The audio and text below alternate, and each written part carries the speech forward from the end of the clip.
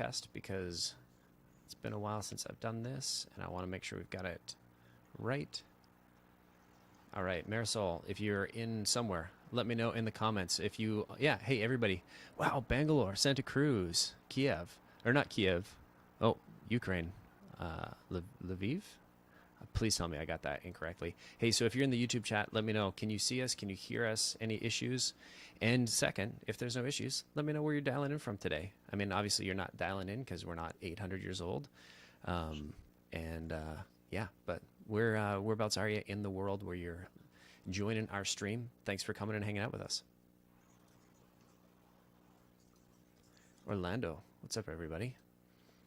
All right, so welcome. I'm pretty excited by this. This is the first predictable revenue stream that we're doing. This is going to be something we're going to do every Thursday. So if you are here, you're joining the first one.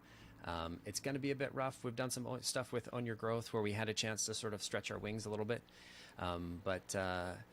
We want to basically, our goal here is, I think we've got a lot of great people here at Predictable Revenue. I think we have access to a lot of great people through our podcast network, and we've got a pretty cool audience from Austin, Texas, Chicago, Galway, Richland, and Poland, Belgium, Orlando, Ukraine. We get a ton of great people here that, welcome to the show, and I want to make sure that we can give you access. And we didn't want to do the traditional let's do a webinar and we're going to talk for hours and hours and hours. Because our webinars the last couple months have just turned into, when we have really great guests, they've turned into, half an hour or more of questions, and we just stayed overtime. And so we thought, hey, let's flip that. Yeah, and you know what? We are recording, so we will be able to send you you will be able to see this, Vladimir. So we thought, hey, why don't we flip the webinar on its head, and instead of doing 60 minutes of content and 10 minutes of questions, let's do 5 minutes of content and an hour of questions. So I think we've got an hour and a half booked for today. I'm going to hang out until I've got my next calendar appointment. We've got 6 people that have emailed us already. We've got selected that we're going to jump in and help them out. If you're in YouTube, I would love your help as well. Michael's saying the volume could be a little bit louder. Anybody else hear me on the left channel or just me? Oh, you know what? I bet you that is not just you. I bet you I forgot to set my mic to mono. And you're totally right. Thank you so much. I appreciate that. I'm hoping it's better now. So we've got 6 people that we've got lined up, and I'm going to do some introductions, and then we're going to get going. Let me know if you can hear my audio in both mics now, in both ears now. But I'm going to do some introductions. We're going to get in here. Please hang out with us. We're going to go through people's individual LinkedIn campaigns. If you're on YouTube and you want to participate, throw your name in the chat. And we've got Marisol hanging out in there, and she'll do our best we'll try and keep everybody to like 5 or 10 minutes. We'll get to the issue. And then we'll try and get through as many people as possible. And I'm going to hang out in here and help people until I've got my next meeting. So we'll do our best to get to everybody, or until everybody drops off and is like, you know what, we don't want any of this rubbish anymore. So that's my big long blurb. Welcome to Predictable Revenue's live stream. My name's Colin Stewart.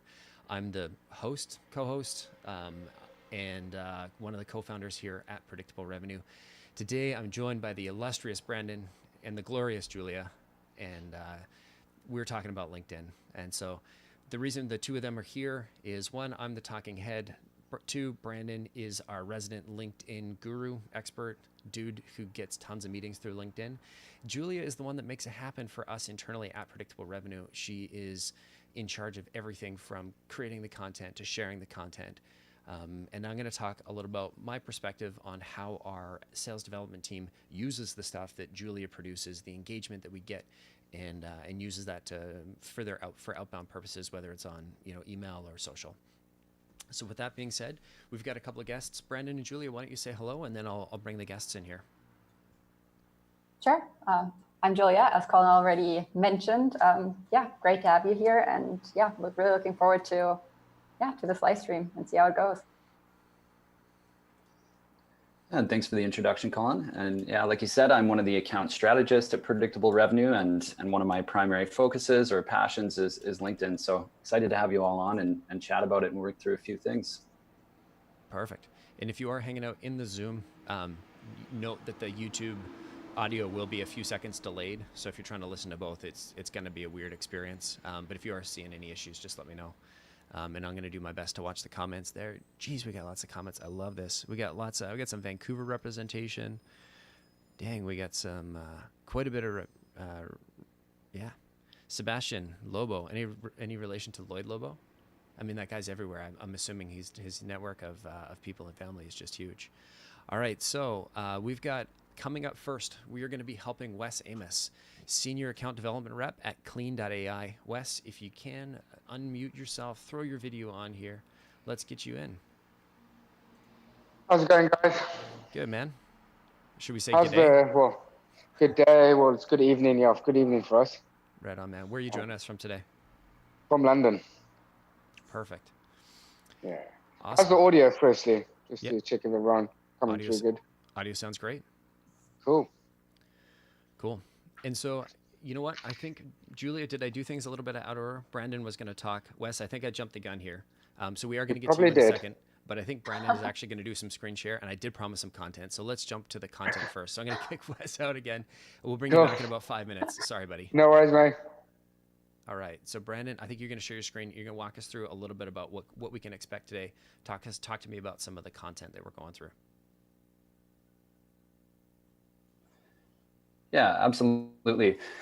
So before we get into some messaging, what I might want to do is share some of the metrics benchmarks that I've come across, and share a little bit of context as to why I use some of the messaging methodologies I do, and some of the key points as to why I find that those work.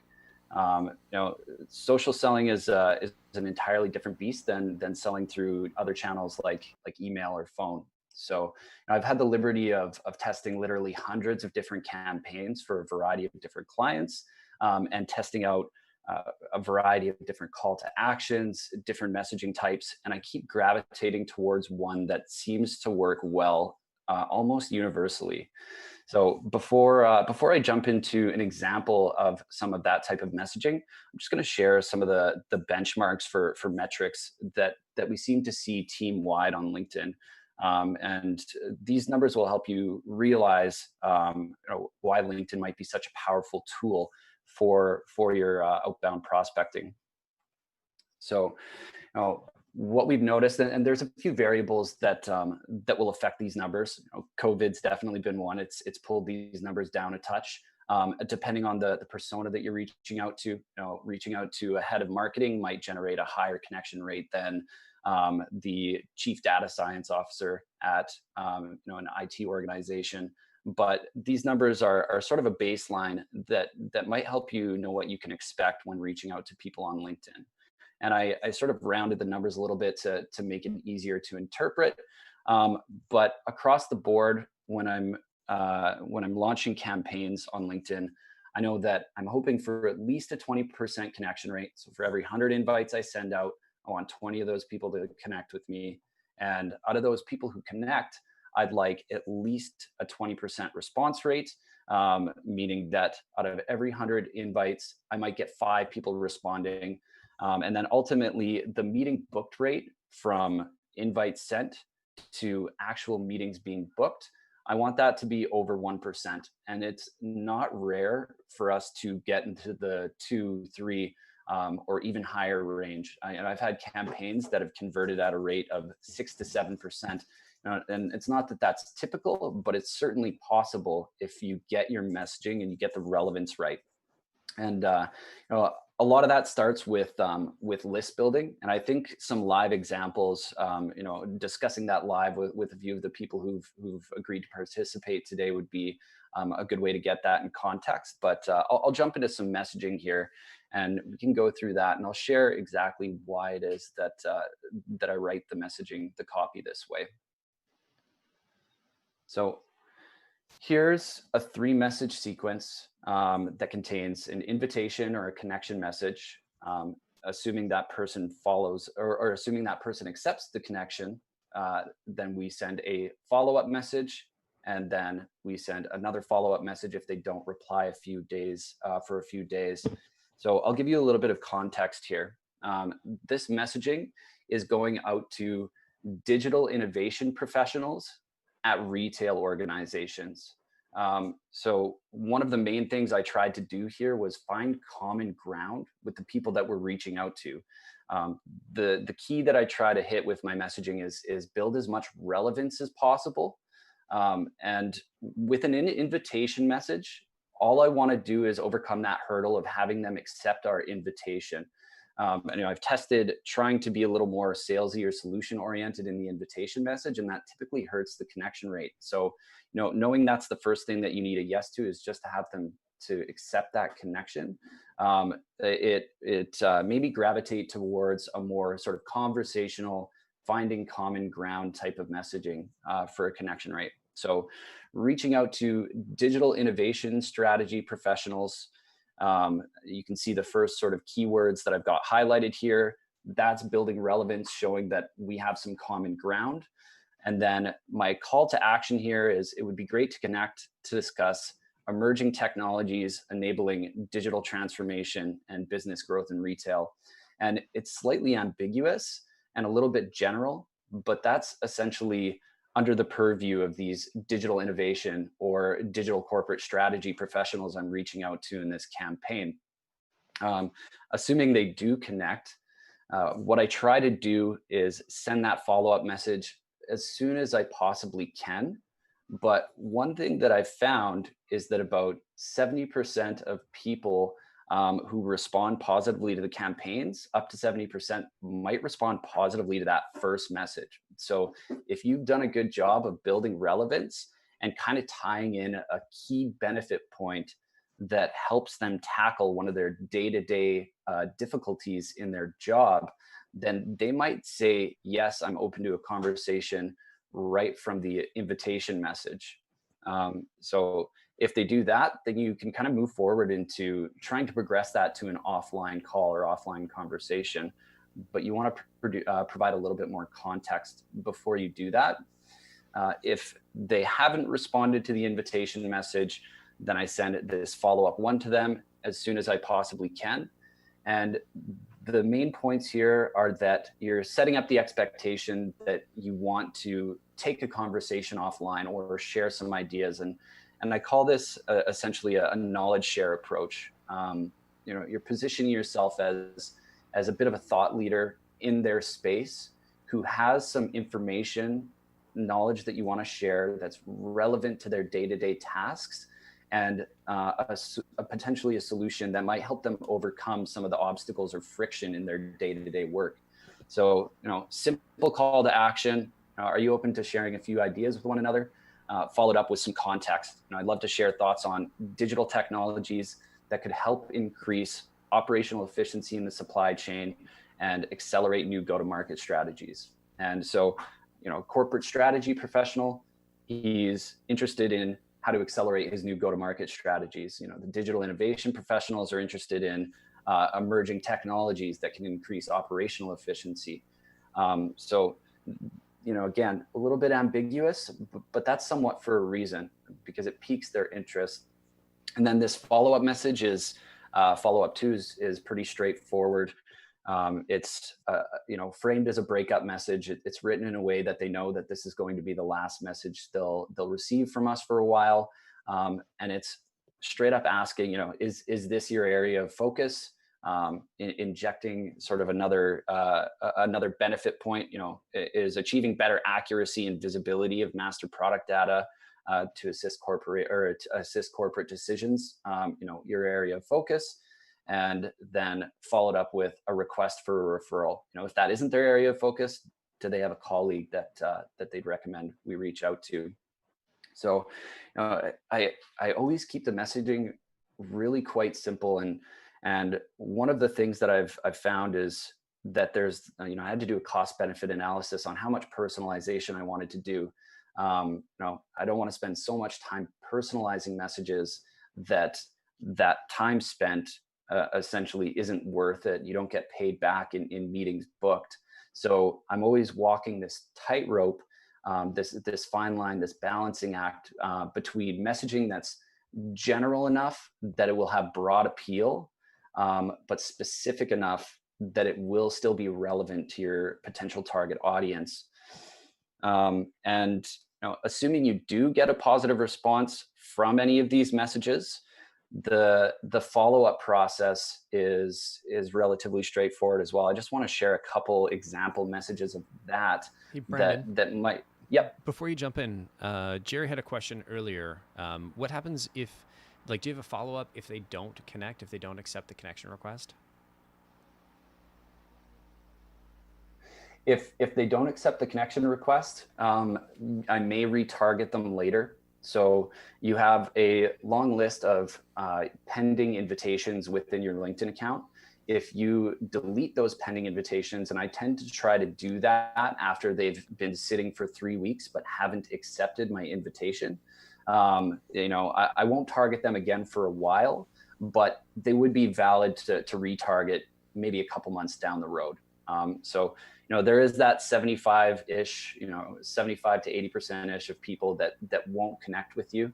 You can retarget them later, and a percentage of them, you might get the second time around. So it's valuable to retarget them, but I know that if I've got a large enough, total addressable market and a large enough prospect pool, that I can try and focus on others, knowing that new people that I'm sending invitations to, I'm likely to get 20% of them connecting with me. And other than the people who are responding immediately, whether positively or negatively to these messages, there's that added benefit of growing your network of relevant people. And Julia can speak more to this, in terms of the content that you should be sharing on LinkedIn, but you're going to have more relevant eyes landing on that content. I hope that answered the question well. Yeah, and if I can jump in, one of the things I've seen, like if we're talking about retargeting and going after people, like there are going to be certain reasons why people don't accept your LinkedIn invite. And one thing we want to be careful of, and I think this is true no matter what channel, if it's phone, email, if they're on the newsletter, if they're, if it's on a LinkedIn campaign where you're really grinding away, the people that respond initially, that first 20% of people that are going to accept that connection request and then, follow through on the conversation, our chances are they're the people that are most likely to have an interest or a pain, or like they're sort of in the market. And so you can continually go back to the people, but there's a good chance that the people that didn't reply, there was a reason, and either they're not interested, they're not in a buying mode. So I would think about it as, unless you're if you are going back to them, don't expect the same results, especially if you're doing exactly the same thing. And I think that's one of the cardinal sins that we see a lot, regardless of channel, is don't just do the same thing and just recycle them just for the sake of, here's some people that didn't respond to me. Let's go into okay, we tried this approach. Let's try a different approach, right? Let's try something different. So it's not just the same and the same and the same. My LinkedIn inbox is pretty busy. And I get a ton of people where I'm like, I can tell that you didn't put anything into this, and you're just sort of you're sending me the same thing and same thing and same thing, and it's not interesting. And it gets to a point where LinkedIn is a place for us all to connect, and that's fine to send me messages, but try and be different. At the very least, don't send me the same thing over and over and over again. And back to you, Brandon. Yeah, absolutely. That correlates with how I feel as well. I'm a big fan of trying to be dynamic and iterating on the campaigns that I'm sending at any given time. So for example, if we're looking at this campaign right here, I'm not just lumping a bunch of different titles into one list and then reaching out to them.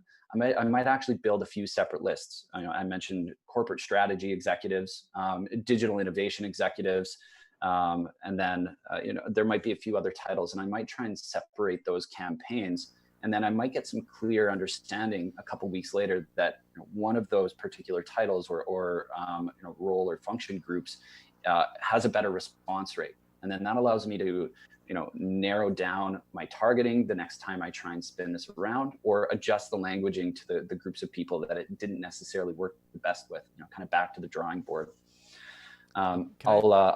Sorry, I just have 2 follow-on questions for that. So one is Yeah. this is kind of and these are setups because I think I know the answers and I'm trying to steer you.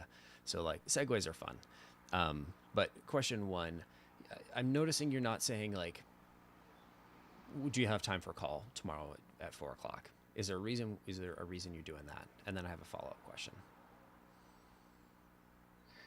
Yeah, absolutely.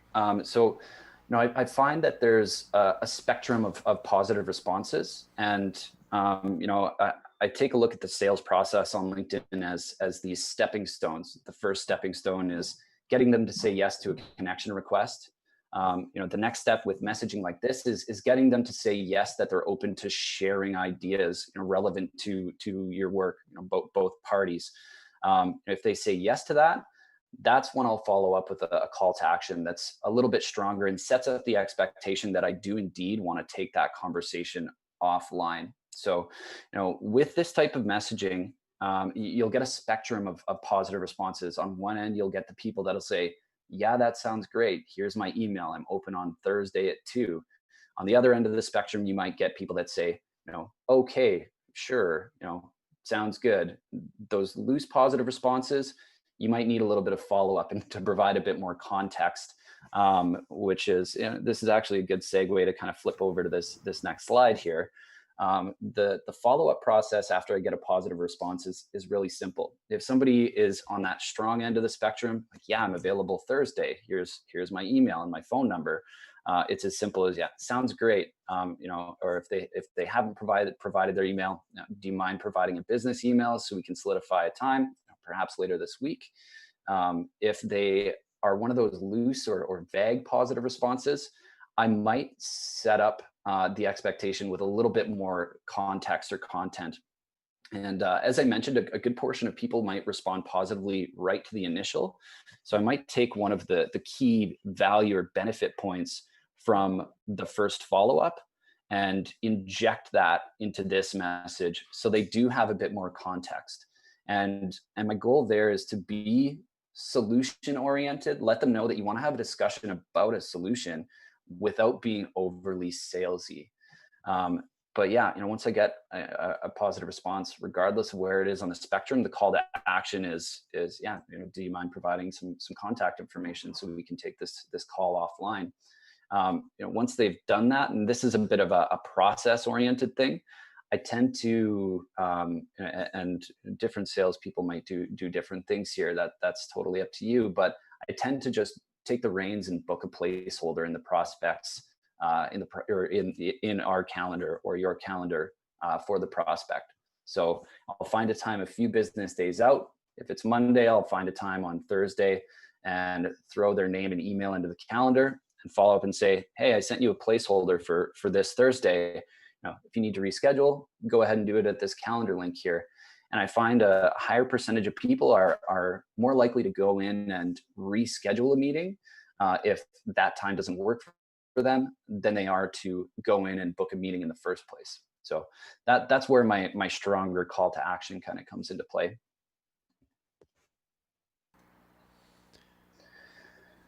In terms of some context, content to share context before we sort of jump into some live examples, I think that's about it for me. Any questions from your end, Colin? No, I think this is good. We've had a couple, but I've been trying to answer them in the chat. We've had a couple of people ask about LinkedIn tools, and I just mentioned in the chat that, there are LinkedIn tools out there. I think you're always going to get when a human is doing this, like Brandon alluded to earlier, you're always going to get a higher response rate because you can customize it, personalize it, just sort of custom tailor it as opposed to just, blast out your network. And one thing to keep in mind is, we don't have infinite networks. There's only a certain number of people you can add. There's only a certain number of people in your market. And so there's always going to be an advantage to tailoring that messaging, even if it's just a little bit specifically to that individual prospect. And I'm not saying don't build campaigns and don't have sort of copy and paste messaging. I'm a big fan of the 80-20 approach, where 80% is templated and then you personalize the top 20%. I know there are LinkedIn tools out there to grow your network and send messages and all that, but we're not going to touch on those today because they're not super compliant with LinkedIn's terms of service. And Ian is asking if they're in your LinkedIn network by now, can't you just look up their email? And you're absolutely right. They can't. You can. Sometimes you get their work email. Sometimes you get their personal email. But this is absolutely a point where some of our SDRs will sort of they will also they'll engage on LinkedIn, but they'll also drop an email and try and like multi-thread there. So. Absolutely. And the one reason I typically request an email is I'm requesting a business email. There's certain scenarios where we don't necessarily want to start sending an email sequence to their personal email. So if they're willing to provide that business email, then at least we have it, and at least we have it for our records. And absolutely, going a little bit manual and offering some of that personalization in the messaging, not sticking to a rigid structured campaign like this, but trying to adjust some of these bolded keywords so they're relevant specifically to the contact you're reaching out with.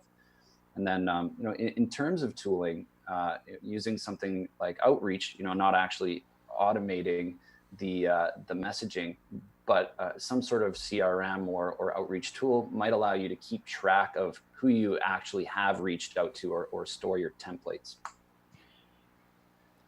Cool. And but David was asking, do you ever just go straight to a placeholder calendar invite? I tend not to.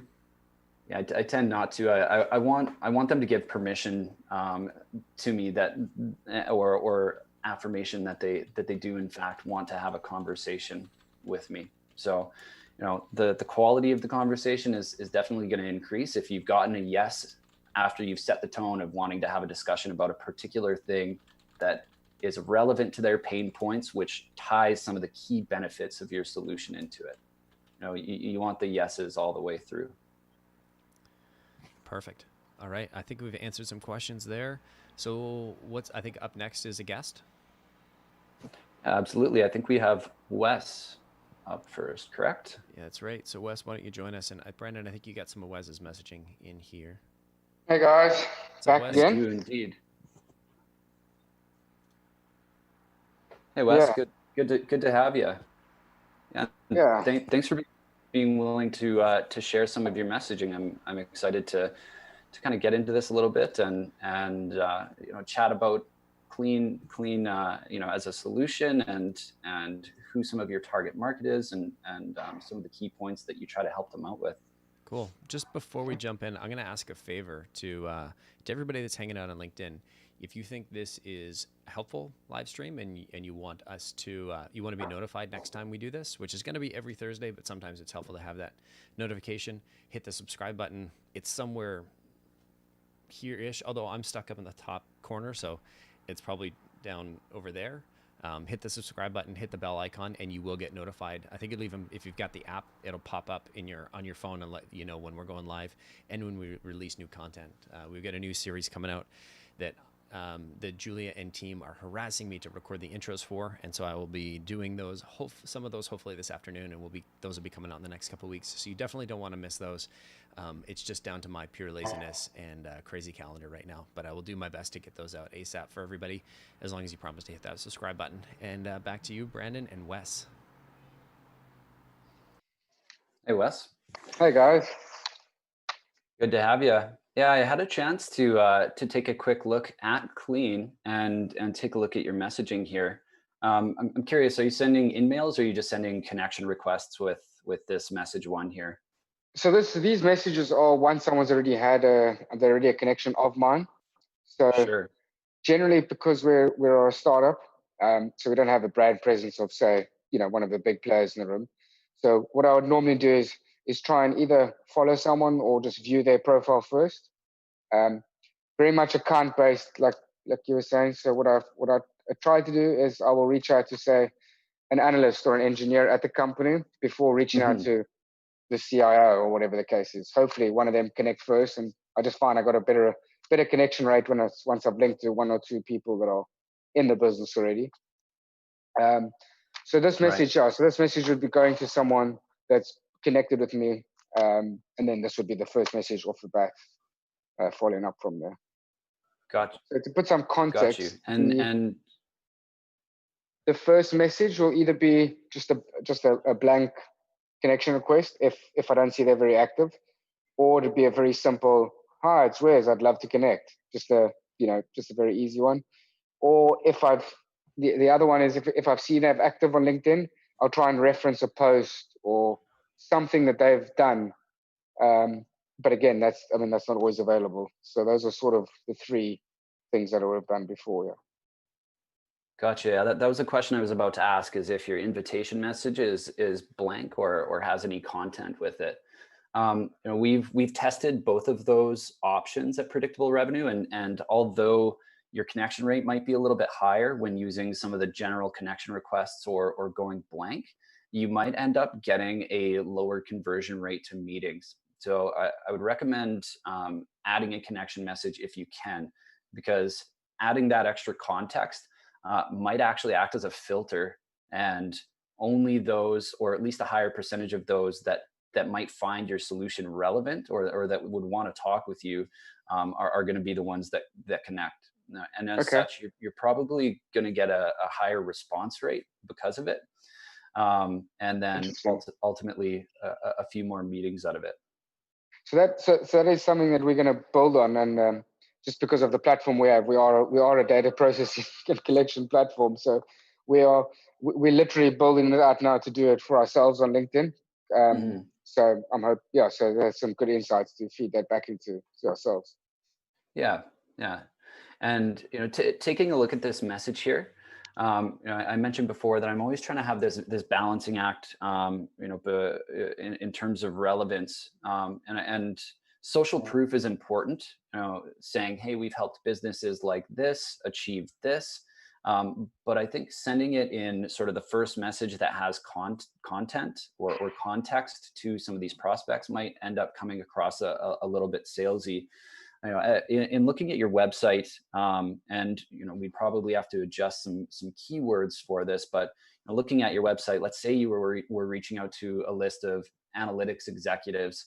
You might want to say, I'm in the data integration and analytics space. Are you open to connecting to discuss ways to reduce some of the tedious data or automate some of the tedious data integration tasks so your team can better make use of your data or actually get down to utilizing your data? And I'm just sort of spitballing here, but something simple like that might provide a bit of context so people people know where you're coming from and know what type of information that you're hoping to share with them. Okay, interesting. Yeah. So I mean, I'm busy slowly. Like I said, we're kind of new going onto LinkedIn with this. So we've literally been doing it for 2 weeks now on this. So the other message is actually that I try and mention from a case study, back it up that we saved someone 50% of their time, where engineers were wrangling with data instead of just using our platform and let the engineers get the insights from it. So yeah, I'm just interested to hear how. So would you not reference yourself in any of the first messages? Is that sort of what I'm understanding? Yeah, I don't necessarily reference myself or the company in the first couple messages.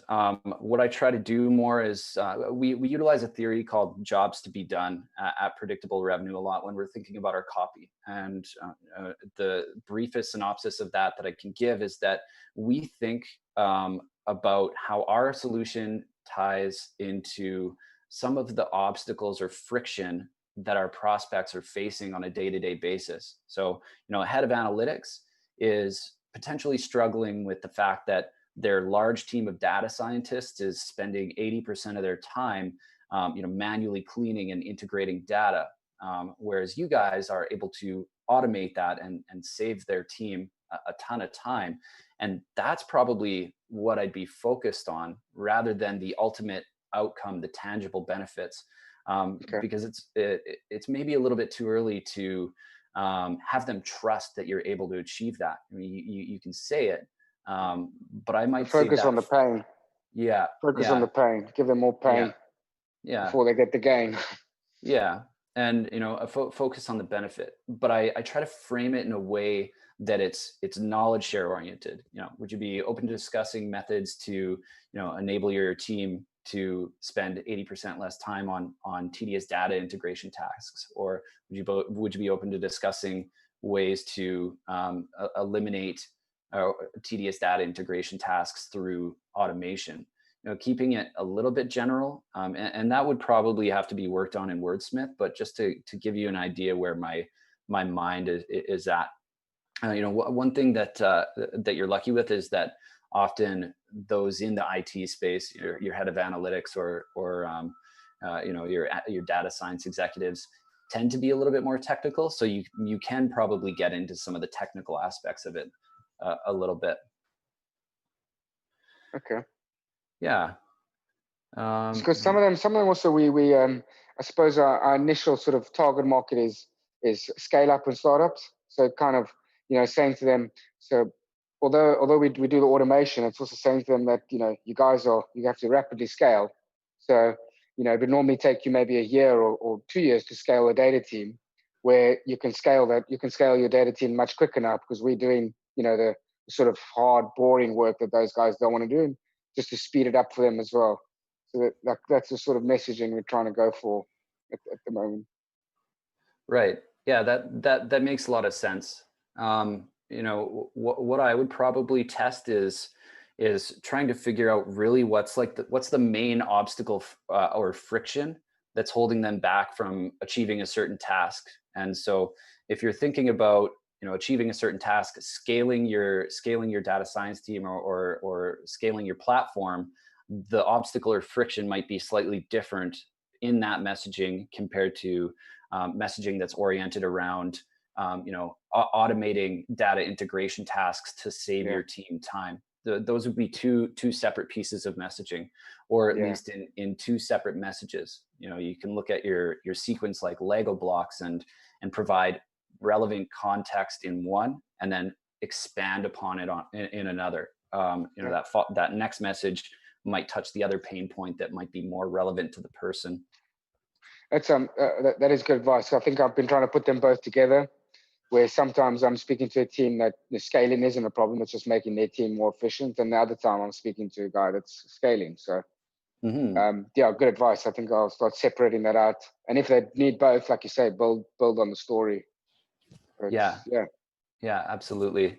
And again, you might notice that one obstacle or friction resonates more with certain titles than the other one does. You might find that the eliminating tedious data integration tasks will resonate more with head of ETL or head of data integration rather than the analytics side of things. That second message is great from a personalization standpoint. Have you noticed a little bit of success with that? Yeah, so that one I generally get quite a good response rate, I must say. I would say I don't have the stats at the moment, because we're literally building it out to extract the data from LinkedIn's API. So, but just from the last 2 weeks, I would say that's pretty high, over the 30%, 40% sort of reply rate from that. But again, I don't know if it's a case of because those guys are active users on LinkedIn, they are actively posting, and hence, you're getting more of a response than someone that's got 400 connections. I don't know if it's the messaging or if it's because the guy's always on LinkedIn. I think your messaging is quite strong. Referring to some content that people have engaged with, whether they've liked or commented on it, is a strategy that's widely used by our internal SDRs at Predictable Revenue. They're massively proponents of taking that strategy. When it comes to this messaging, it's good as a conversation starter. Have you had any luck converting that forward into a meeting? Yeah, so actually today I've booked 2 meetings from something just like that. So yeah, but it was more actually taking them offline, giving them more information, and then following it up with a call just to book the meeting in. And basically the same message was just across all touch points. And today we actually got 2 meetings in from a specific message like that. Awesome. Yeah. For me, I've never actually attempted to sort of mix more of a value prop or knowledge share type of messaging with one that refers to content people shared. I would say I might separate them, Okay. and have one sequence that's a little more generalized, that's easier to execute at scale, and then the other one is a bit more personalized, knowing that people have engaged with content that's relevant to your solution. But yeah, both great work. What else can I answer for you in terms of some potential adjustments to a messaging sequence for you? Yeah, it's probably also the just to understand the follow-ups. Just how long, you know, how long do you wait until you pop another message and Mhm. it's like you said, it's about adding value, but you also don't want to be too long-winded that the guys are like just don't even bother reading it because it looks like reading an essay instead of a little Yeah, chat message. Is it supposed to be more chatty or there's a fine line there. yeah, absolutely. That's a great question. That example above that I showed, where it's a 3 message sequence, and I'd Yeah. send the invitation message out. Once somebody connects, I try to send the follow-up message within 24 hours. Okay. And again, this is for people not in your existing LinkedIn network.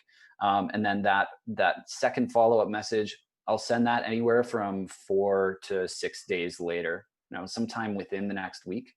There are times where I'll run a 4 message sequence, and again, it's somewhat similar. Connection request, immediately after they connect, I send them that first follow-up, and then 3 to 5 days later, I might send them another follow-up. And if there's a third message that comes before a breakup or see you later type of message, that might be where I insert that social proof, share some content, a case study of a well-known logo that you've worked with, or an article that shares some more information that's valuable to that prospect's day to day, to sort of again share value, build a little bit more social proof. And then if they haven't responded to that one, then a few days later send that final breakup message, like, is this relevant to you? Or do you have somebody else at your organization who'd be better to reach out to? Yeah. Okay. The other one I wanted to ask is, have you guys seen any traction on videos? Because I attempted my first video yesterday, well, two actually, and I know the guys have seen it, but we haven't got responses yet. So I just wanted to see if you think about video and maybe even like on that Hail Mary, the last or breakup one, throw in a GIF maybe just to bring some humor in, or what's your guys' take on that? It's not something I've personally got a ton of experience with. Just from a scalability standpoint, I haven't Yeah. haven't employed that strategy. Colin, do you have any thoughts around that? Yeah, I mean, I like video. And again, I think it all comes down to your sort of sales like investment strategy. And by that, I mean how much you're willing to, how much you can spend to acquire a customer. And whether you're a company and thinking about dollars and cents, or whether you're a rep and you're thinking about time.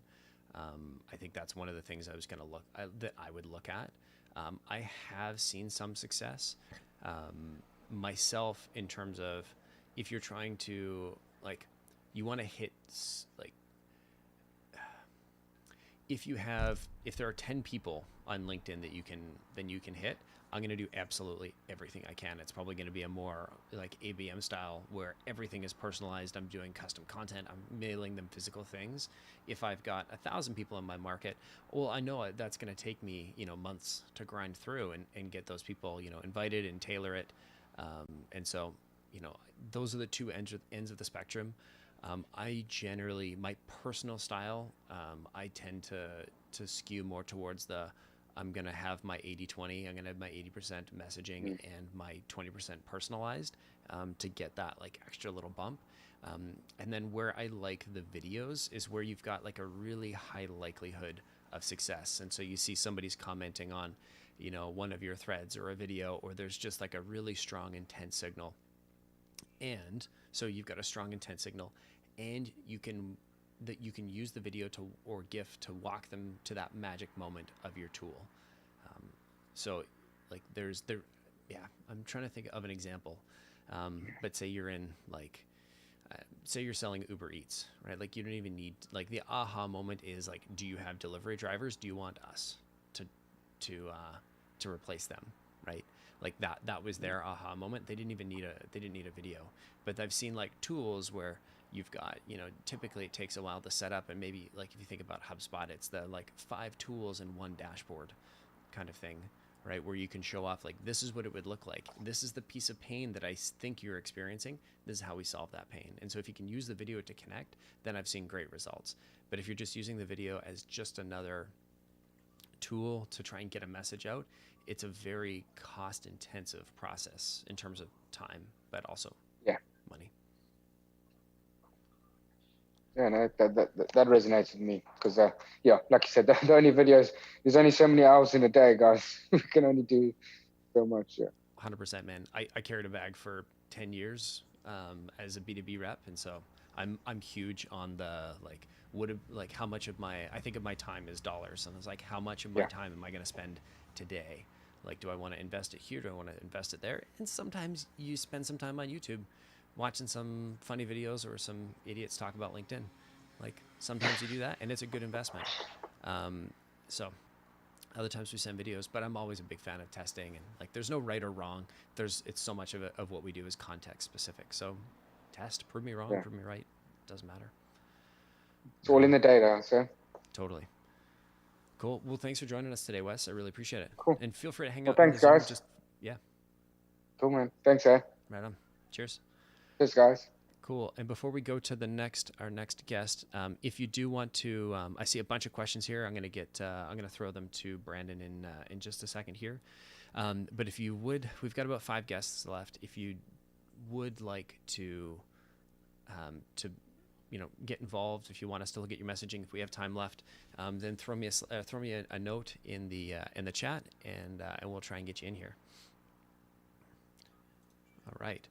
So before we jump into that, I think, bear with me a couple of seconds here, Brandon. Lee had a question about how many LinkedIn messages are you sending in a day? Next up we have. I try to send at least 25. If you think about those conversion benchmarks I touched on a little bit earlier, I'll get back to those here. Even if you're able to send 20 connection requests per day, then 100 over the course of a week, you might have 2 to 3 extra meetings booked on a weekly basis once you find that sweet spot with your targeting and your messaging. So, I find that just scales up well if you find that LinkedIn as a channel is really working for you, and there's a lot of variables as to whether or not it'll have that strong of results. But if you find it's really working for you and you have a large total addressable market, a large territory, and you want to sort of double down and start sending higher volume, you're just going to end up getting more meetings out of it. So if you can send 20 a day, you're probably going to get at least 1, 2, maybe 3 sales meetings a week out of it, possibly more than that. There are times for our clients, we send 50 to 60 messages plus in a day, and the meetings that end up getting booked kind of just scale up from there. Perfect. Is there a limit on the number of connection requests you can send? Yeah, you can send 100 in a day on LinkedIn before it starts requiring you to respond or fill out a CAPTCHA. So once 100 is sent in a day, it's almost like it's raising a red flag with LinkedIn. They're thinking, oh, well, this level of activity must be coming from a bot. So you got to start solving a CAPTCHA. So you can send more than 100, but I would say just from like a feasibility of volume and sanity and safety for your account standpoint, I don't think you should try and get anywhere near that. I totally agree. It's easy to get into a copy paste rhythm. Early days, like 8 years ago, when I was launching a CRM system that nobody bought, I was big on sending LinkedIn, and I was sending like connections, and I want to say I sent like 500 in a day, and I got nuked big time. People flagged it as spam, and so then my account got locked, and then I went through the automated like unlock my account process. And I saw it right away because I was in it. I saw it the next day and I was like, okay, cool. I'll go through and I'll unlock it. And then what happened is because I had sent so many, some people saw them right away. Some people took a couple of days. And so I unlocked it the morning of day 2. And then by the afternoon of day 2, my account was locked again because people had seen the rest of them and they're like, wow. And I'd sent so many, so the volume was huge. And so a few of them marked it as spam, or maybe a bunch of them marked it as spam because I was just copying and pasting. This is a long time ago. And my account got locked a second time and I had to call in. And then it happened a third time and I actually had to write them like an apology letter and mail it to them. And so you really want to be careful. And also it comes down to a quality approach, right? Like if there are only 100 target accounts, that are really top accounts that you want to focus your time on, you don't want to be just sort of spraying and praying. You want to be adding a little bit more in there. So Lee has another question. How important, Brandon, are subject lines for LinkedIn messages? I tend to not use InMail. So I'm actually going and manually sending a connection request. So those don't actually have a subject line. If you're sending InMails, you need to include a subject line, but I'm a proponent of using just the regular connection request. And one of the reasons why I am is because it comes across less salesy. If somebody sees an InMail, I think they inherently know that they're being marketed to, and some of them, I think that their inbox might be saturated with those, and they may be a little bit tired of getting these sales messages right to their LinkedIn inbox. And although that's what we're doing with connection requests and follow-ups, if you get the language right, it comes across a little less salesy. So, and plus they're free, the regular connection requests. You don't have to pay for the credits. So that's tend to what I gravitate towards. That's fair. And then what's your stance on connection request versus like adding a note to the connection request or just sending it blank? Yeah, I definitely want to add a note to the connection request. It acts as a preliminary filter, builds some preliminary relevance and trust and context. So you're finding common ground with the prospect, touching very briefly on some of the benefits of the solution that you want to have a discussion with them about. And for those who it's not relevant to, they're not going to accept your connection rate because they might not be open to discussing, value prop inserted here. And that's okay. It leaves you to go on to the next one and prevents you from wasting too much time. So yeah, I'm a fan of including that initial context. Cool. South Florida savings guy asked, once you connected them, is it wrong to use their email to contact them that way? I say no, I don't think so. I do see a lot of LinkedIn accounts tied to people's personal accounts, not their work accounts. So you do want to use a tool like LeadIQ or ZoomInfo. Both have tools that you can plug into your LinkedIn, and if you're hovering over a profile, it'll tell you if you've got their email or if they have their email and then you're in the database. Yeah, cool. Absolutely. And that's one thing I haven't really touched on too much is LinkedIn works as a standalone channel, but this type of messaging and this approach also works integrated in a multi-channel approach. Whether LinkedIn's the first channel of outreach and then you follow up with email, or you send emails first and a couple calls and follow up with a LinkedIn connection request, cross-referencing channels. Either one of those will probably work for you. Very cool. All right, let's get to the next guest. Brandon, tell us who's up next. Next up, we have Mark Roberts from Moto HR. Hey, how's it going, guys? Good. How you doing, Mark? I'm doing all right. Having a nice sort of cloudy day in Vancouver here. It looks more like San Francisco, if I'm honest. And when did we get that bridge? Yeah. Good to have you. Hey, thank you for having me. I'm excited. Absolutely. So I was able to briefly look at Moto HR, and knowing that this messaging is what we want to go over, and background screening is sort of the primary focus of this messaging. Before we dig into it, are there other solutions that you offer kind of in conjunction with the background screening to HR professionals? There's a couple of things. Basically, our background screening platform, Screening Canada, is our main product. We also offer drug testing to corporations, and if it gets approved by the Canadian government, it'll be COVID testing as well. So we're waiting for a couple of things, but our main thing right now is the background screening. Right. Gotcha. That's good context. I'm curious, do you have a good handle on who it is that that this type of messaging typically resonates with? Who's making these decisions at these companies? So pretty much when we're reaching out for the background screening, it's everybody to do with HR. So I'll be reaching out to managers, to directors, to senior vice presidents, that type of thing, because they're the ones who deal with the background screening process. So there's no real point to try to contact anybody else outside of that area. Right. Yeah, that's what I figured. I just wanted a bit of confirmation before I jump into this. Taking a look at this message, and I might sound like a broken record on this call, but I try to make the messaging less about myself and more about the prospect as often as I can. As such, I try to find relevance and common ground that I share with the prospect, and touch on one of the key pains that they might have in their day-to-day work.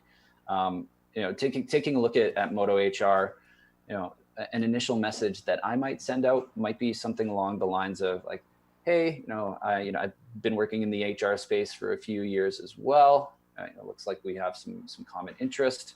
I'm curious if you're open to a discussion on ways to ensure you stay compliant with the background screening process, or would you be open to a conversation about ways to recruit better talent and increase efficiency in your recruitment process? I might go a little bit more general for the initial message. Okay. Just to again try and build that relevance.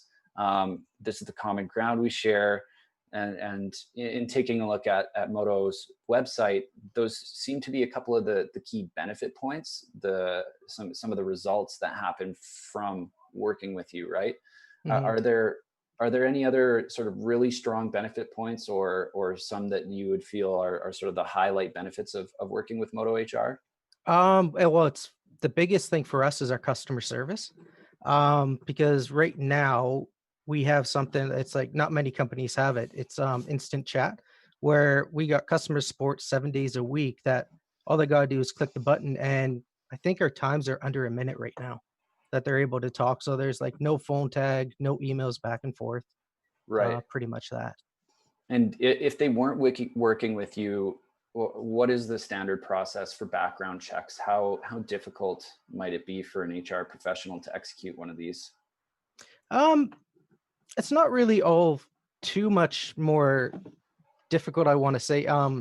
Everybody else has their the wait times. Some people can bring them back within an hour. Other people can take a day to get it back. We're about 4 hours because we do it thoroughly. Um, the prices are usually about the same as well.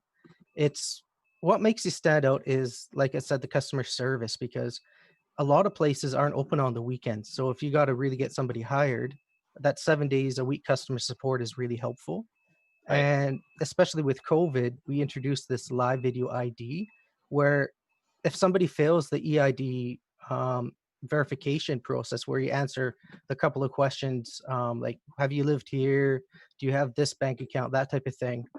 They would have to go see somebody at the company that they're applying for, or go to Canada Post to get their ID verified. And with us, they just click a button, and within 5 minutes, they have it verified Right. by one of our guys. Got you. So yeah, definitely sounds like a much more efficient process. As we all know, sales is a funnel, and these invitation messages, is at the very top. So that's why sometimes I like to go a little bit more broad and a little bit more general. Okay. So that's where my advice of, rather than specifically referring to background screening, I might go a touch more general and say, increasing HR efficiency. You can still touch on background screening, but increase HR efficiency through, automating portions of your background screening process, or, recruit better talent, or have less recruitment, drop off, those sorts of things. Okay. And then in this first follow-up message that I saw, so are these sort of, one's a connection request and the other one's an initial message, but going out through InMail? So how it works is I have these with my sequence. So I'm doing these along with emails and calling them. Right. And so I'll send out a connection request a few days after I start the sequence. And then maybe a week later, I'll send out an in-mail if they haven't accepted that connection request. So if they Gotcha. accepted it, then I don't send the in-mail. But if they haven't, then I'll send that in-mail. Got you. Yeah, that's great. That's a great process. The one thing I might adjust to this InMail is the call to action. So if you Okay. or your team ever need a question answered, please don't hesitate to reach out. You're kind of leaving the ball in their court a little bit. I might be a little more explicit or clear in my call to action. Like, hey, I'd love to connect and discuss HR strategy. I know that's not the keyword I would use, but that's sort of the method I would go for my call to action. Be a Okay. little bit more straightforward, because that gives them a bit of an out. Gives them an escape route. Perfect. And once somebody's potentially connected with you, what does your follow-up process look like on LinkedIn? So kind of sort of like the similar thing. I'll send out, hey, thanks for connecting. Mm-hmm. Blah blah blah blah blah. Would you mind taking a couple of quick minutes to discuss how we might be able to solve XYZ or help you reduce this and that type of thing? Right. Yeah, there might be just some simple wordsmithing you can do, again, to make it a little bit less about you and a little bit more about them. Like, Hmm. I'd love to share some thoughts on ways that you can simplify your background screening process. And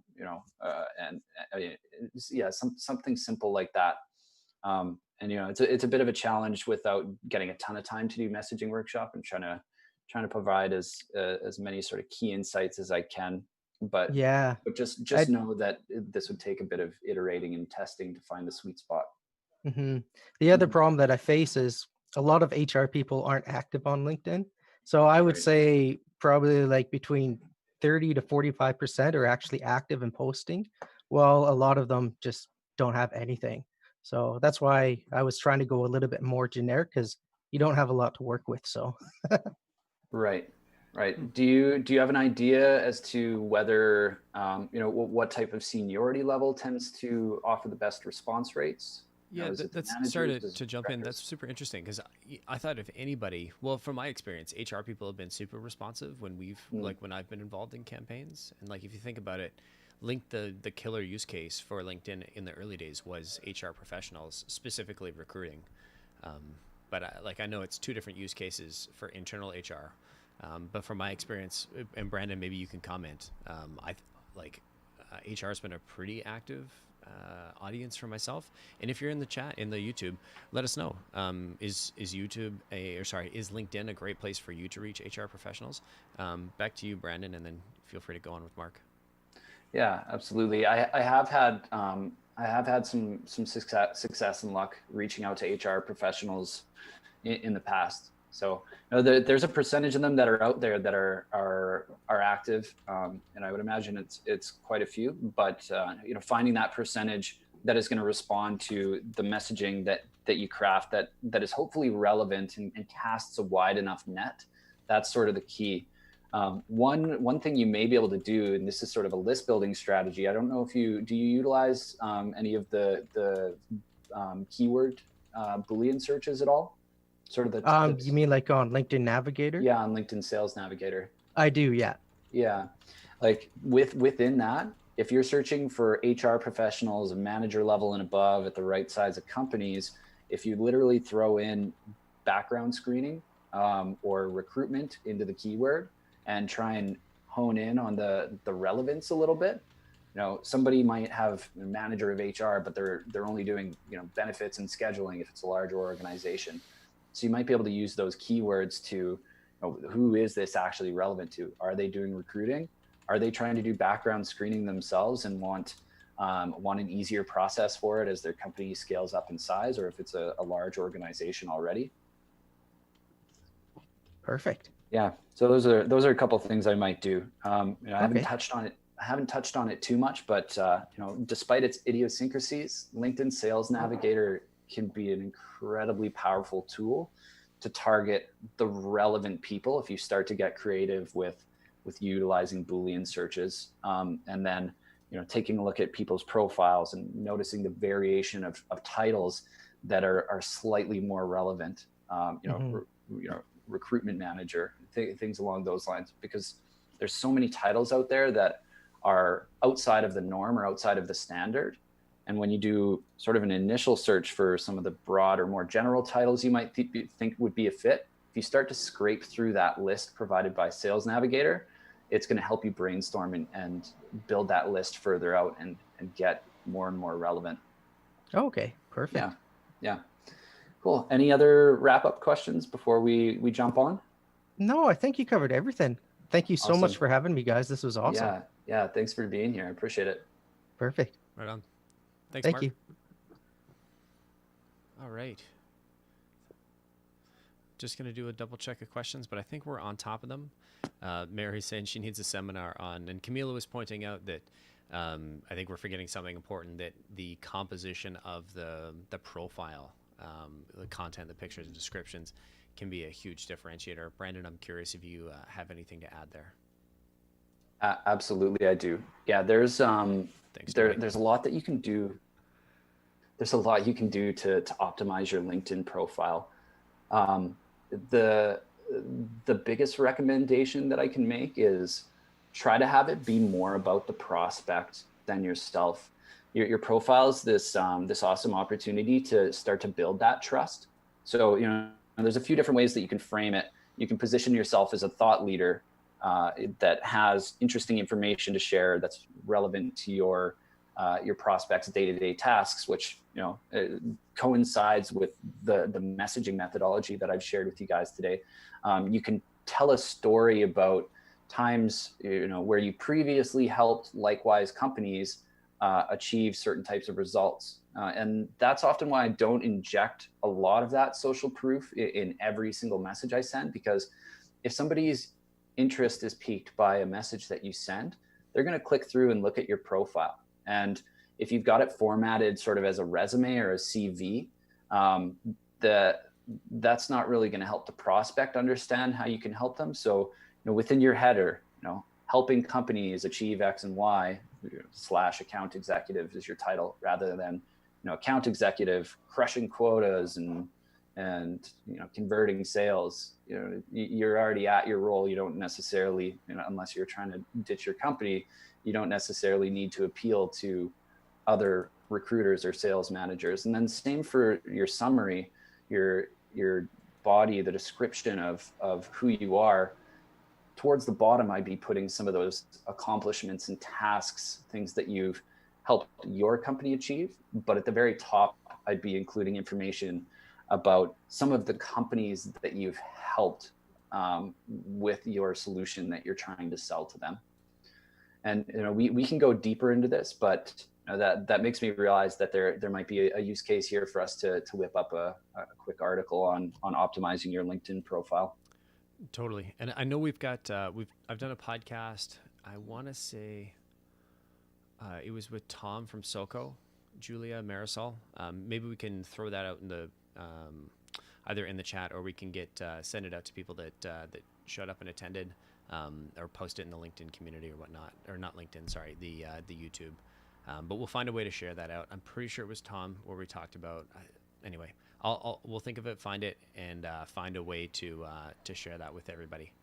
Awesome. Let's get to the next guest. Thanks for adding the context there, Brandon. Sure.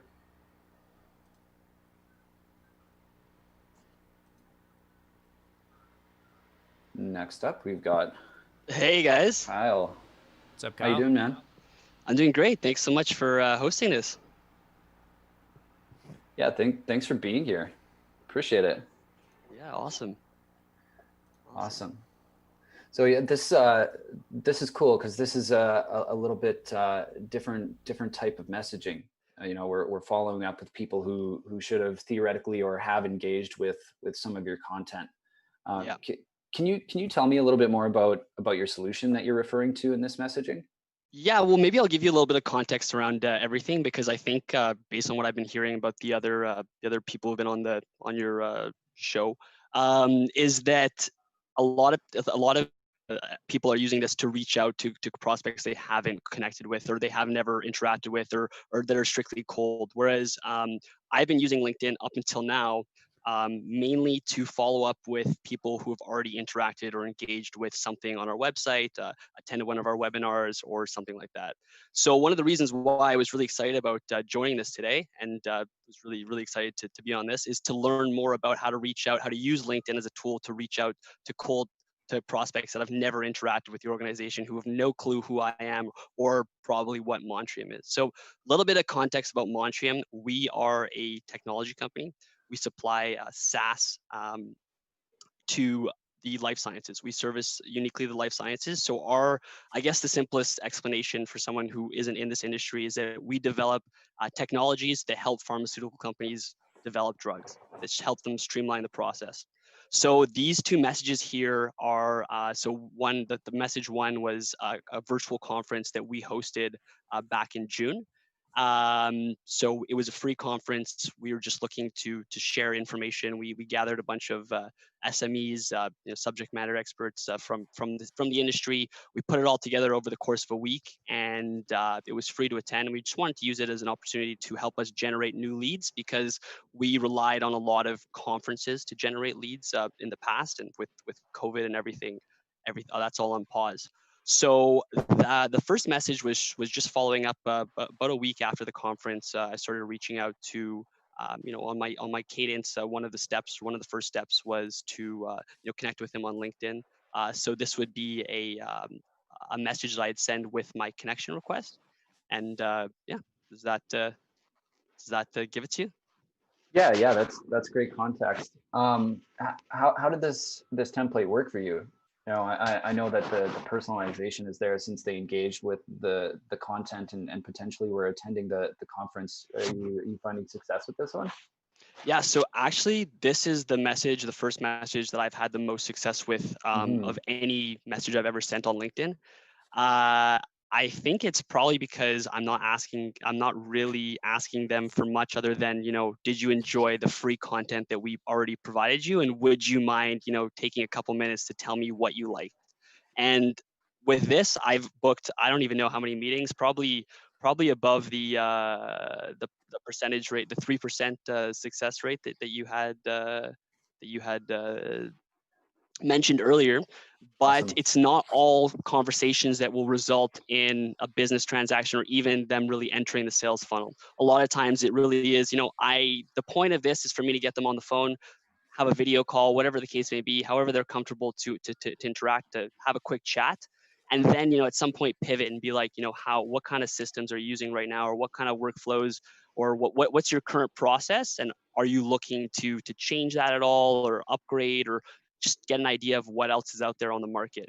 So that's, there's not always that great success once you make that pivot, but to get the prospect on the line, or to make the face-to-face or whatever, that's been the success that I've seen with that first message. Right. Sounds good. And yeah, you hit the nail on the head there. When sending out through LinkedIn, even the messaging I used is sort of leading towards a bit of an academic type of discussion, and even more so your messaging. This first one here, we plan on hosting it again next year. I'll try giving you a call. I might wrap that up with, like, I'd love to get your input on this, but again, it might lead towards those conversations, like you say, that are a bit academic. And that's smart of you, knowing that you have to adjust your initial call or your discovery call process to not do a bait and switch, and actually have that discovery conversation, the academic conversation about how was the conference? What are things that we can improve upon? And then segueing into it, are you finding that, compared to others that you get onto a call in, from other channels or other strategies, do you think that they're not moving forward in the funnel because they're feeling that bait and switch?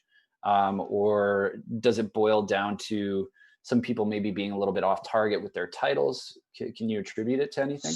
So I definitely don't think that they're taking it as a bait and switch. I don't think that's not what I was kind of alluding to earlier. It's more that a lot of times when I'm reaching out to a lot of the people that attended this specific conference, for example, they're not in the market for any new software. They have something that works right now, and maybe they're in a contract for the next year, 2 years. So they're really not. There's really no opportunity to pitch them on the solutions that we offer.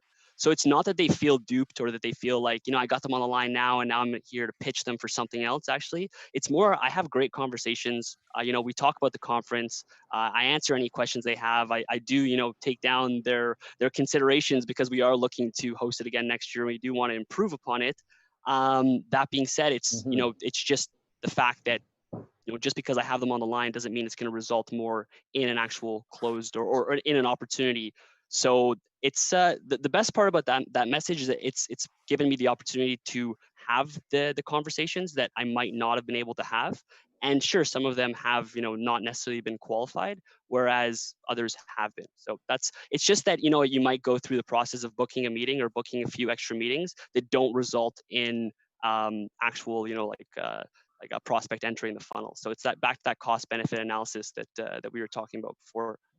Yeah, exactly that. The one thing to keep in mind with LinkedIn is that your conversion to say, from conversations to sales is probably going to be lower than other strategies across the board.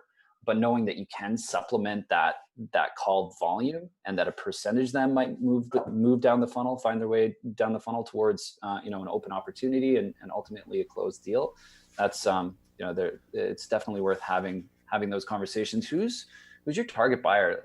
Can I just build on that a little bit, just briefly? I'll keep myself on the starter clock here, because you're totally right. Like, you're gonna get different conversion rates from, say, inbound, where there's tons of motivation, but they might not necessarily be qualified. I think you're gonna find that with any outbound channel, you're gonna have a variety of different just levels of qualification. But I think one of the advantages of doing outbound like this is it gives us the opportunity to get in early. And then, we'll do another stream about this, but I know we've got some content around like keeping your LinkedIn profile alive and like creating those connections. I think there's tremendous value in having that network and continuing not just to have the network, but to work it. And so even though you might not get, a conversion into op or closed sale within 90 days, I think there's still a tremendous amount of value to continuing to work your network and these opportunities in the long run, because that's really where you're going to see sort of doubling up of the results of the overall conversion rates is if you are able to work these opportunities over a longer period of time, which a lot of reps don't do and don't have the patience for. But when you are able to bring those in and consistently, your win rates are going to be so much higher. Absolutely. Anyway, sorry, I felt compelled. I couldn't not say that, so I'll shut up. Yeah, again. no, back for to sure, you, Brandon. Chime in whenever you feel. Two heads are better than one. And yeah, right on there. Like next year when this conference rolls around, this list of people, this list of attendees, you can reach out to with a LinkedIn campaign ahead of time, asking if they're open to having a conversation or have any questions before it, right? That solid nurture process. Who typically is your target buyer at these pharma biotech companies? So decision makers are usually C-level or directors. Director of clinical operation is generally for our main solution is electronic trial master file. It means nothing to you, but take it as is. That is normally the decision maker would be either C-level or director of clinical operations. Rarely are you getting someone like that on the line. So who you're actually talking to, who's been tasked with researching or conducting research on the initiative, that always varies. Sometimes you're talking to clinical research associates, study leads, study managers, clinical operations managers. There's so many different titles that it doesn't really mean much to me. It really, once you get the prospect on the phone is when you really you have your one chance to get as much information as you can about the organizational structure of the specific organization that I'm reaching out to, right? So that's, I'm not sure where your line of questioning was going with that, but that's kind of the wall that I'm hitting trying to answer that. Gotcha. No, that's okay. And is a percentage of your conversations taken with those frontline people, knowing that you can get the information you need as ammo to go up the line, or do you Yeah. typically just try and, yeah? Okay. Yeah, that's the point, right? Yeah. Cool. The reason I'm asking these questions is I'm trying to, as quickly as I can get some context as to your solution, so I can maybe, workshop a cold invitation message, but before I jump off and actually leave you with some value. Can you give me an elevator pitch for your solution? Let me do a little bit better. Let me just give you like some more context that'll, I think, give you the information that you would need to kind of give me like a quick message. So essentially, we're the technology that we offer is either there to replace a paper process where Mhm. everything's very manual and paper based, which is just, especially with today and working remote, it's just impossible. So that's like fewer companies are still operating like that today.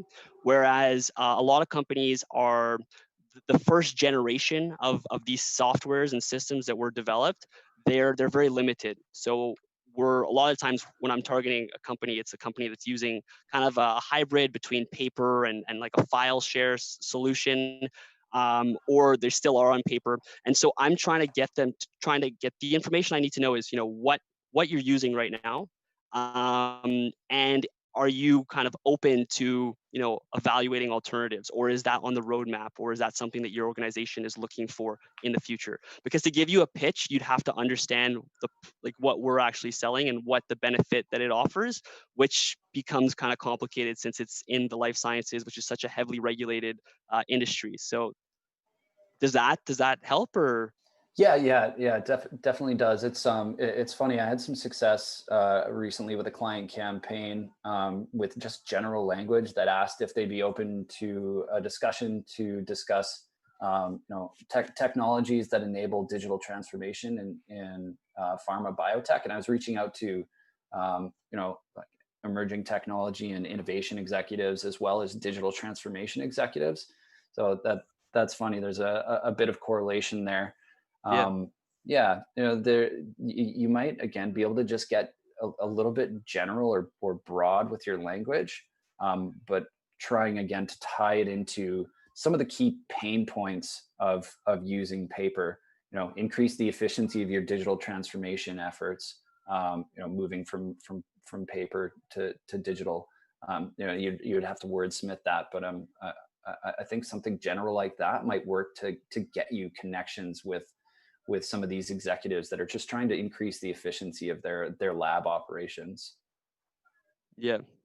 And I don't know if that was too helpful. Do you want to toss a follow-up question at me that I might be able to elaborate on that with? Well, I'm just imagining myself. So, because of COVID, we're not going to conferences. So there's a lot less inbound leads that we're getting, or a lot less of leads generated from conferences, which are normally where we see the most of our success. Or at least we see a lot of success that way because we've already made the face-to-face, had the communication. So I'm looking to start reaching out to companies that I just find on LinkedIn. So I do my research. They look like a good fit.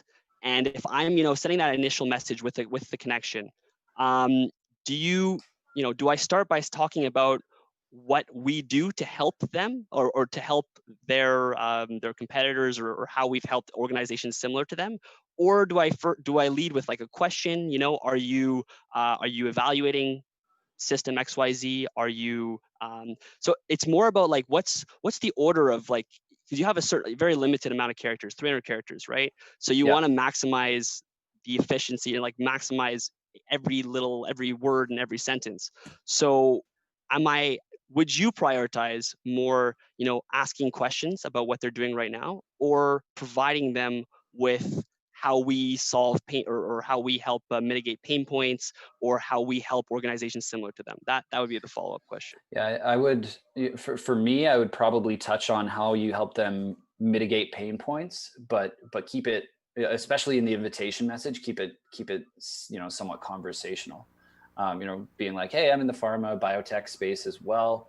Are you open to discussing ways to accelerate your digital transformation efforts regarding particular aspects that you help them with, or particular aspects that might be relevant to the title in particular that you're reaching out to.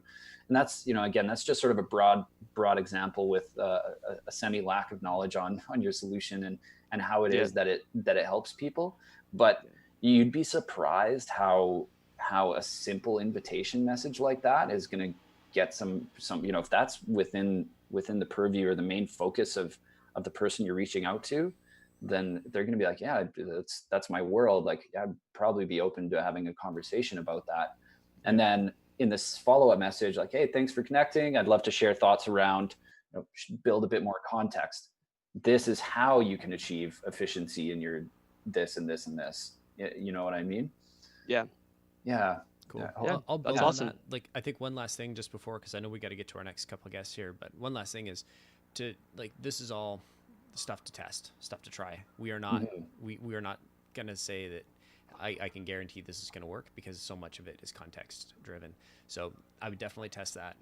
One thing that has worked really well for me is just asking about, like, if they're responsible for, like, hey, I saw that you were doing this. Are you involved in the development of this? Are you involved in projects like this? Are you involved in that process within your org?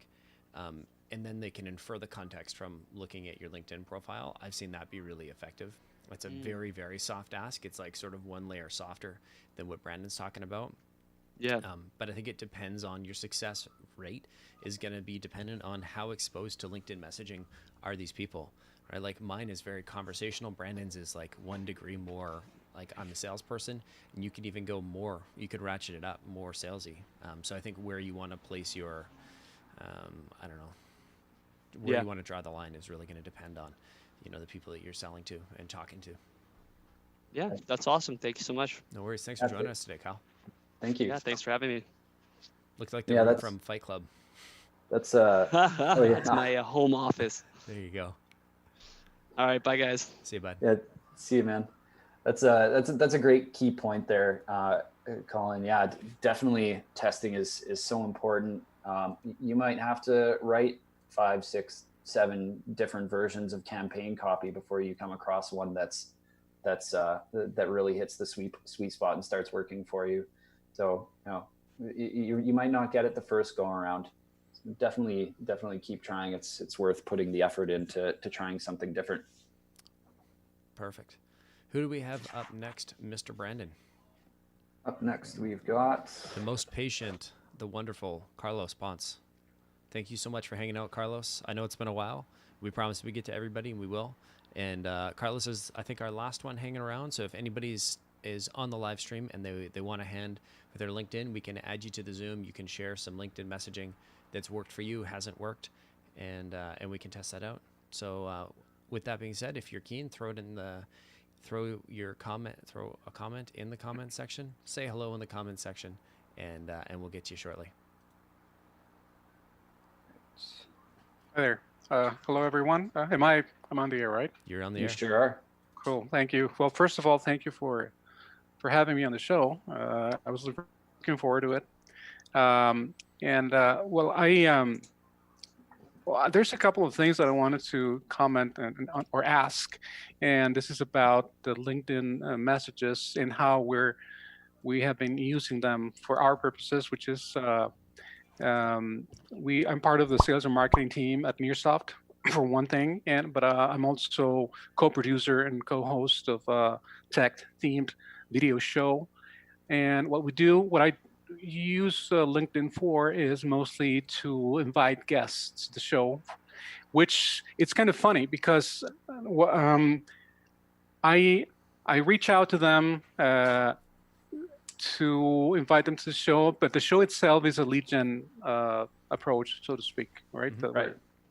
And so I sent out, I don't know if we sent out the templates that I wanted to get some feedback on, if possible. I don't know. Well, Julia, I think I sent them to you. I don't know if we're going to be. Yeah, I think Brandon's got them. them here. Yeah, exactly. Yeah. Oh, okay. I don't see them in the slides here though. It's the last one. I can see it. Oh, There's one more right below Kyle.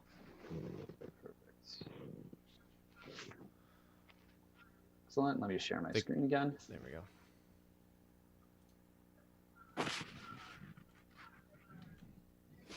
There you go. Okay. Yeah. So here's what I usually do is I send out a connection request, and but what I try to do when I send out this first message is basically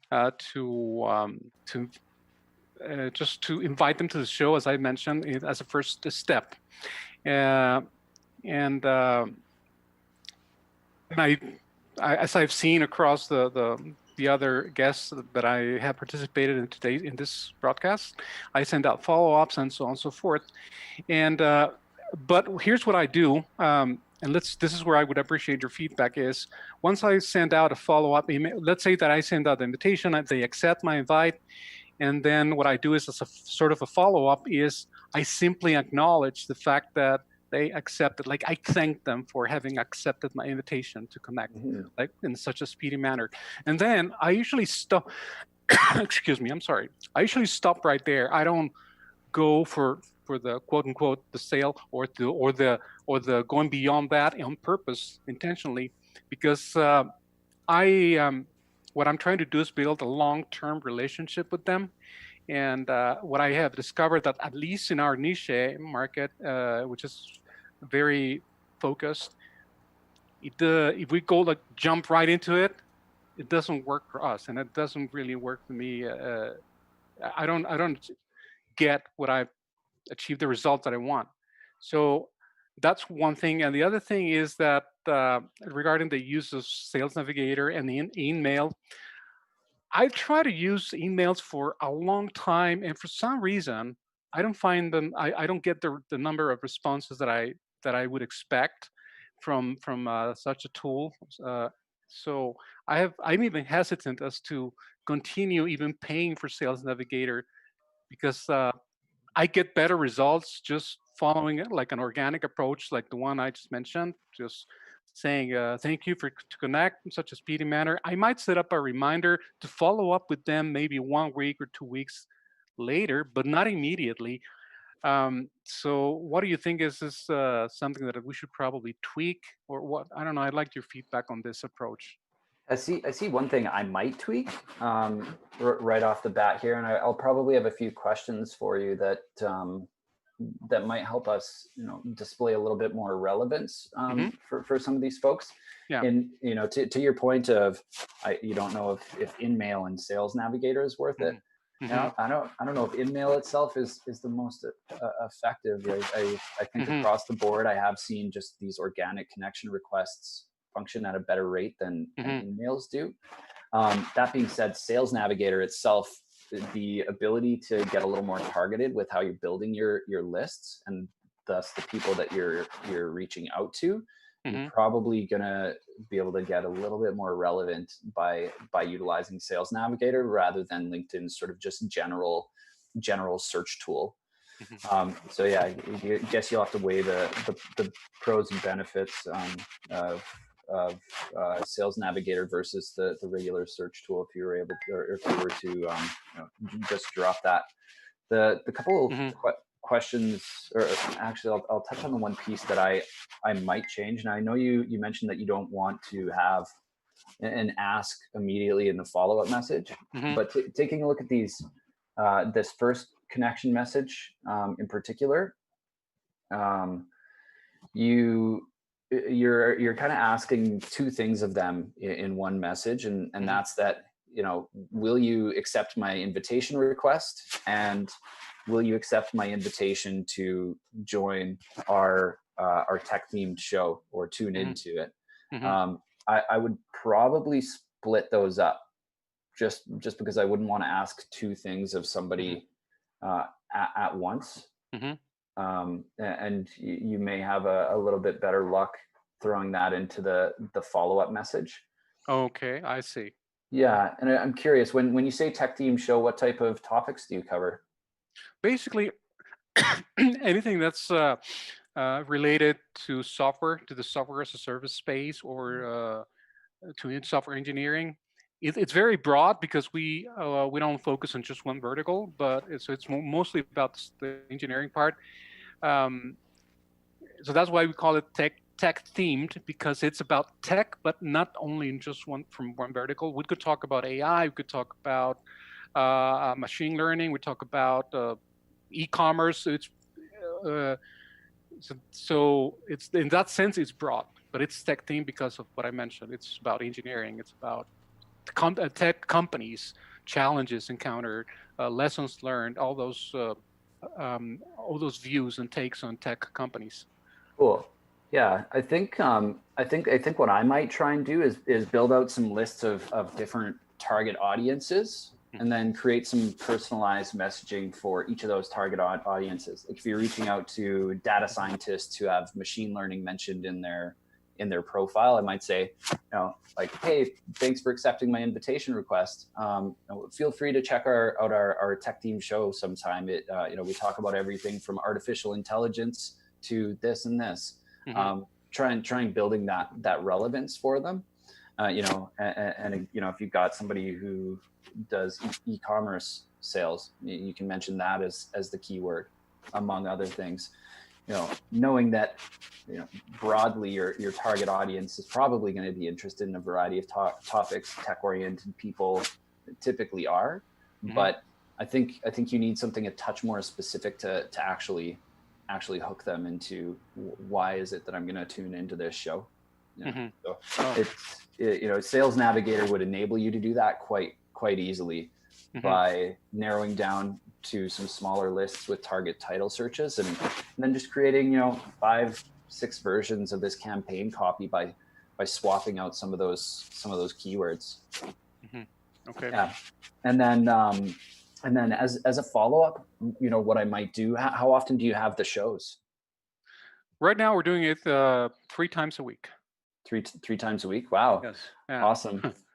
Yeah, that's great. I mean, if somebody hasn't responded to a first or a second message, knowing that the objective that you want to achieve here is to get them onto the show, you have to ask them to join the show. Like you don't get what you don't ask for. So if you even just share the link with them ahead of time, on the day or the day before that the show is going to happen, if you're able to send a follow-up message saying, hey, we're having an episode at this date, this time, covering this topic, especially if it's a topic that's relevant to a particular list, you want to send it to that list of contacts.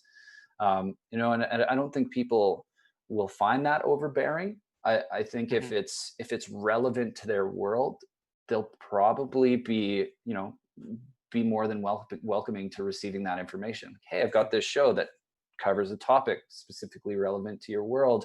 The next one is on Wednesday at 6. Here's the link if you want to tune in. Okay, thank you. Yeah, those are a couple things I would do. And again, my suggestions aren't the be all end all, but there's definitely a few different things you can test out. I'd say the key point is to try and build a bit more relevance. Might be a bit too general to really hook someone. Would also apply to the connection request number 2, because number 2 is about, this is not about the show, it's about the show's sponsor, which is Nearsoft.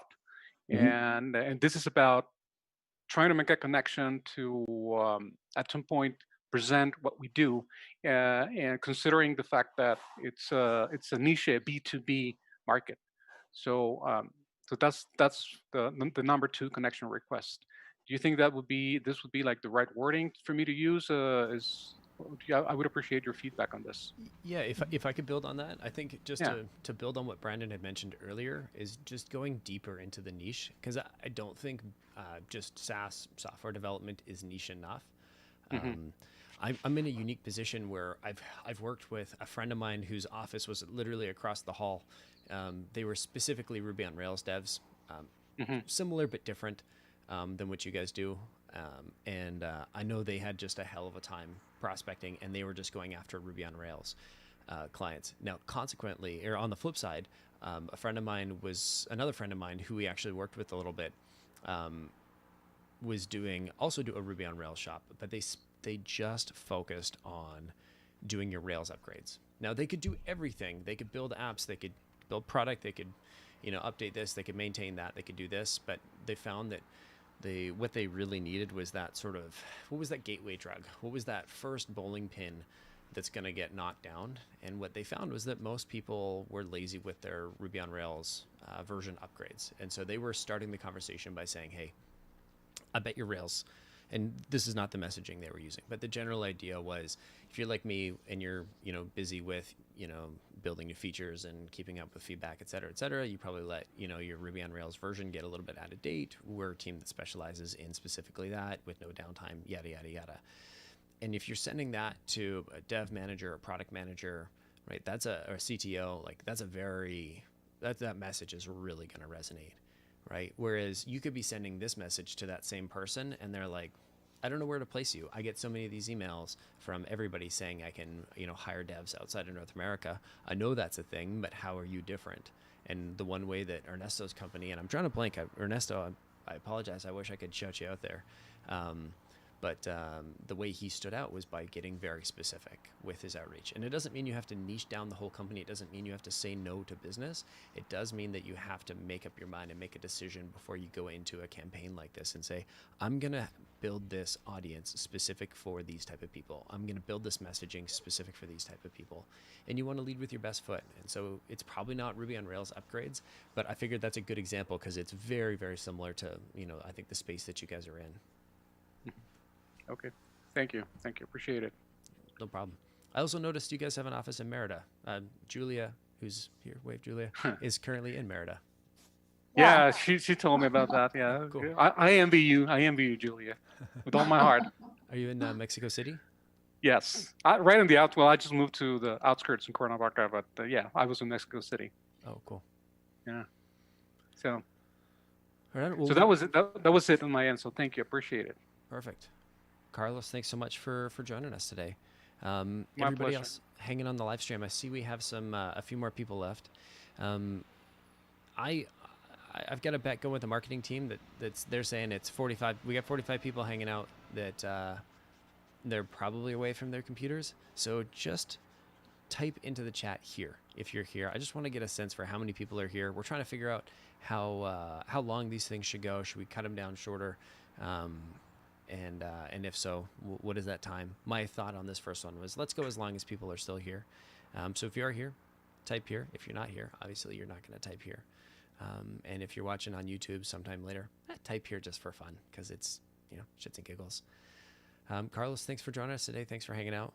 Thank you. Have a great day, everyone. Thanks for having me. Thank you. Bye. Thanks so much for being here. Right on. It looks like that's all the questions we have. Brandon, man, you crushed it today. I could have just sat back in a hammock and done nothing. Happy to have you chime in where you did, man. Right on.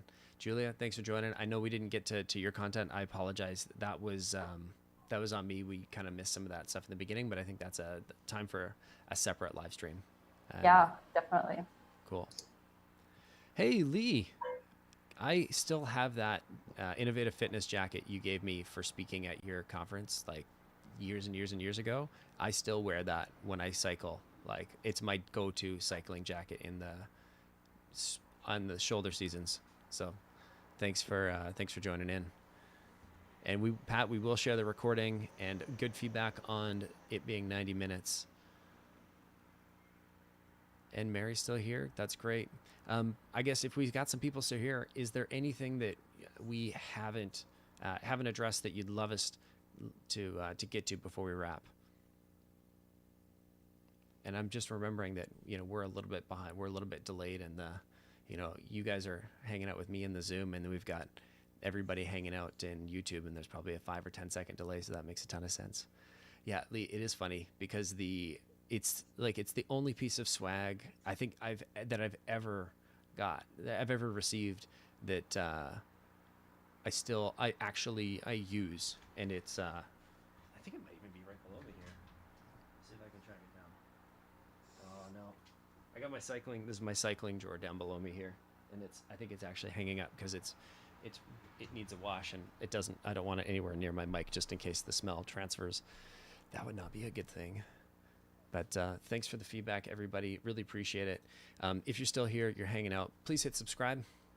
If you subscribe, if you hit that button, that bell icon, it means we're going to do more of these things. And marketing gives me more time and attention when we want to make cool graphics like this and do more marketing. So we can, basically, if you like this content, hit the subscribe button, hit that bell notification icon or whatnot, and we'll make sure that make sure that you guys get the notification next time we go live, because I want to do this every Thursday. But if people aren't showing up, if it's not valuable, we're not going to do it. So one way you can let us know is to hit the subscribe and hit that notification icon. Brandon, Julia, anything to add before we head out? Not from my side. That was great. Nothing from my side either. Cool. Well, thanks to everybody. Thanks to the two of you for, really carrying the load here. I just get to show up and talk, which is kind of the ideal amount of work to put into something awesome like this. Brandon, appreciate all the, handling all the guests, and Julia, I appreciate all the work that you, Marisol and Vero and Gabby and Alejandro and everybody did to make this happen. So big thanks to everybody, and we'll see you all next week. See y'all.